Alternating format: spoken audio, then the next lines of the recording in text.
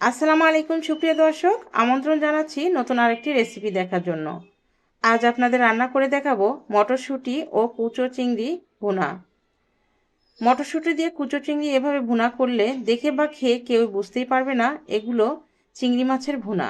এই চিংড়ি মাছের ভুনা খেতে এতটা সুস্বাদু হয় যে পোলাও, খিচুড়ি বা সাদা ভাতের সাথে খেতে অমৃত লাগে। আপনারা বাসায় একবার হলেও ট্রাই করে দেখতে পারেন। তো ভিউয়ার্স, রেসিপি প্রথম থেকে শেষ পর্যন্ত দেখার অনুরোধ রইল। আর রেসিপির কোনো অংশ যদি ভালো লাগে আপনাদের কাছে, তাহলে আমার কষ্টটা সার্থক হবে। তো চলুন তাহলে কুচো চিংড়ি কিভাবে ভুনা করলাম তার মূল প্রস্তুত প্রণালী আমরা দেখে নেই। প্রথমে আমি এখানে 250 গ্রাম কুচো চিংড়ি নিয়েছি আর চিংড়ি মাছগুলো ভালোভাবে বেছে নিয়েছি। এরপর ভালোভাবে ধুয়ে আমি একটা মিক্সিং জারের মধ্যে নিয়ে নিচ্ছি। এগুলোকে একদম মিহি পেস্ট করে নিতে হবে। চাইলে আপনারা চিংড়ি মাছগুলো পাটায় বেটে নিতে পারেন। এবার চিংড়ি মাছের পেস্ট একটা মিক্সিং বোলের মধ্যে নিয়ে নিলাম। আর এখানে দিয়ে দিচ্ছি স্বাদ মতো লবণ, কোয়াটা চা চামচ ধনিয়া গুঁড়া, জিরা গুঁড়া, দিয়ে দিচ্ছি প্রায় হাফ চামচ হলুদের গুঁড়া, প্রায় 1 চামচের মতো দিয়ে দিচ্ছি শুকনো মরিচের গুঁড়া। এরপর এখানে একটা ডিম ভেঙে দিচ্ছি।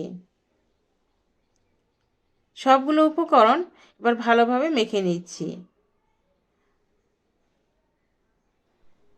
বাইন্ডিংয়ের জন্য দিয়ে দিচ্ছি 1 চামচ বেসন।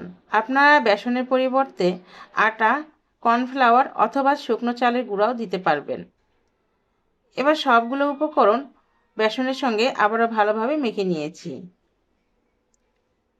মাখা হয়ে গেলে এবার আমি এগুলোকে বড়া তৈরি করে নেব।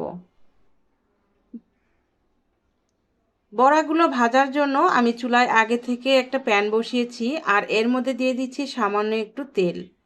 তেল দিয়ে প্যানের চতুর্থ সাইডে এইভাবে ব্রাশ দিয়ে ছড়িয়ে দিচ্ছি। বেশি কিন্তু তেল দেওয়া যাবে না। আমি যে বড়ার শেপ করব, এই বড়ার শেপ তৈরি করার জন্য প্রথমে কম তেল দিতে হবে।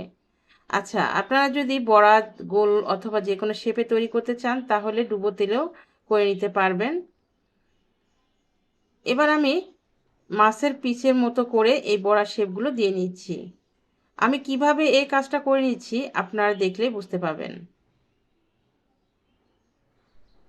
মাছের পিসের মতো আমি এই বড়া শেপগুলো তৈরি করে নিচ্ছি। এতে করে দেখে বোঝা যাবে না যে এগুলো চিংড়ি মাছ দিয়ে করা হয়েছে।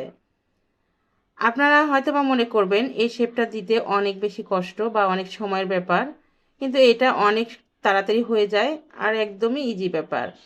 তো এভাবে সবগুলো মাছের পিস আমি তৈরি করে নিয়েছি। এবার এর মধ্যে দিয়ে দিচ্ছি তেল, যেন মাছগুলো খুব ভালোভাবে ভাজা হয়।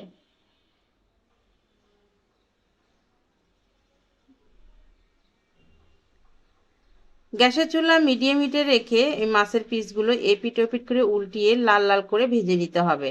আমরা বড় মাছ যেভাবে ভেজে নিই, এই মাছের পিসগুলো ঠিক সেইভাবে ভেজে নিতে হবে।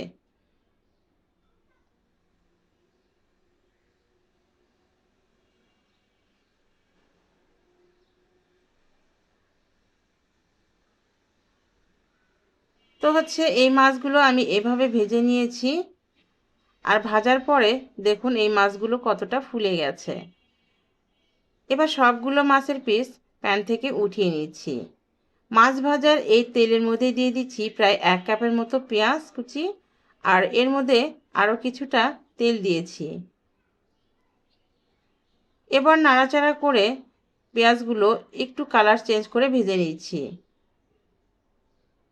এরপর এখানে দিয়ে দিচ্ছি 1 চামচ আদা পেস্ট, হাফ চামচ রসুনের পেস্ট।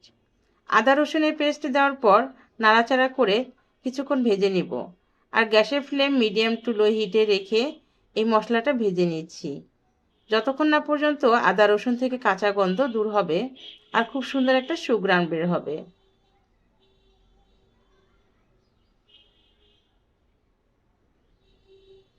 আদা রসুনগুলো ভাজা হয়ে গেলে এখানে দিয়ে দিচ্ছি স্বাদ মতো লবণ,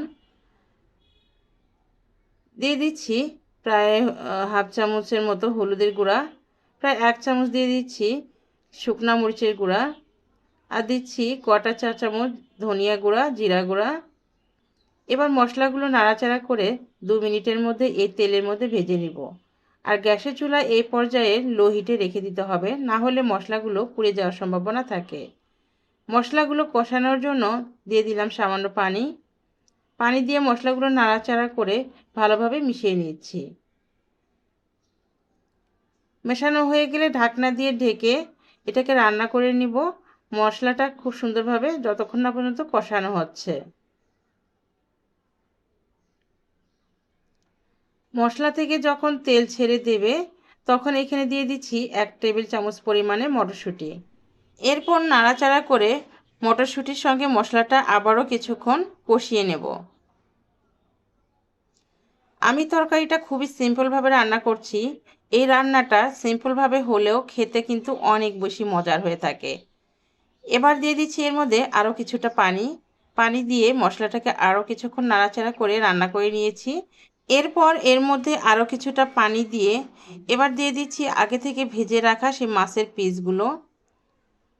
মাছের পিসগুলো দিয়ে নাড়াচাড়া করে এপিঠ ওপিঠ উল্টিয়ে আমি 2 থেকে 3 মিনিটের মতো এই মশলার মধ্যে মাছের পিসগুলো নাড়াচাড়া করে রান্না করে নেব।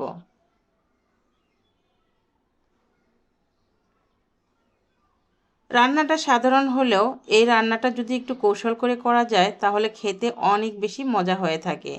আমি কিন্তু বেশি মশলা ইউজ করছি না, ঘরে থাকার সামান্য কিছু মশলা দিয়ে এই ভুনাটা করেছি, খেতে অনেক বেশি মজা হয়েছিল, তাই তো আপনাদের সঙ্গে শেয়ার করছি।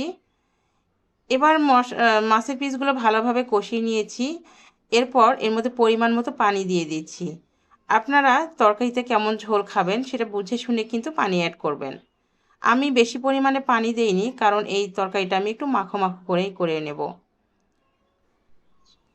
চুলা মিডিয়াম হিটে রেখে 5 মিনিটের মতো রান্না করে নিয়েছি, আর এরই মাঝে অনেকটাই ঝোল কমে গেছে। এবার নাড়াচাড়া করে নিচ্ছি যে নিচে মশলাটা যেন পুড়ে না যায়। এরপর এখানে দিয়ে দিচ্ছি কিছুটা ধনিয়া পাতা কুচি। আপনারা যদি ধনিয়া পাতা কুচি না দিতে চান তাহলে এখানে জিরা ভেজে সেই জিরা গুঁড়া করে দিতে পারেন। সেই জিরা গুঁড়ার ফ্লেভারও কিন্তু খুবই সুন্দর আসে। আর কাঁচামরিচ দিতে পারেন, কাঁচামরিচ দিলেও কাঁচামরিচের ঘ্রাণ খুবই ভালো আসে। এবার ঢাকনা দিয়ে ঢেকে আমি আরও 2 মিনিটের জন্য রান্না করে নিচ্ছি, গ্যাসের ফ্লেম মিডিয়াম হিটে রেখে। 2 মিনিট রান্না করার পর দেখুন এই তরকারিটা কত সুন্দর হয়েছে, একদম মাখো মাখো টাইপের হয়েছে। এই তরকারিটা যখন ঠান্ডা হয়ে যাবে তখন এই গ্রেভিটা আরও একটু মাখো মাখো হবে। এবার আমি আপনাদের সার্ভ করে দেখিয়ে দিচ্ছি, দেখুন কতটা লোভনীয় হয়েছে, মাশাআল্লাহ। এটা শুধু দেখতে সুন্দর না, খেতেও কিন্তু অনেক বেশি মজার হয়ে থাকে। মাছের পিসগুলো দেখে বোঝাই যায় না চিংড়ি মাছ দিয়ে এগুলো করা হয়েছে। তো ভিউয়ার্স, যারা ধৈর্য সহকারে ভিডিওটি দেখছেন আপনাদেরকে অসংখ্য ধন্যবাদ জানাচ্ছি। আমার রেসিপি কোনো অংশ যদি আপনাদের কাছে ভালো লাগে তাহলে রেসিপিতে একটা লাইক দিয়ে দিবেন, আর চ্যানেলটি সাবস্ক্রাইব করার অনুরোধ রইল। তাহলে আজকের মতো এখানেই বিদায় নিচ্ছি। ভালো থাকবেন সবাই, সুস্থ থাকবেন, সকলকে ভালো রাখবেন। আল্লাহ হাফিজ।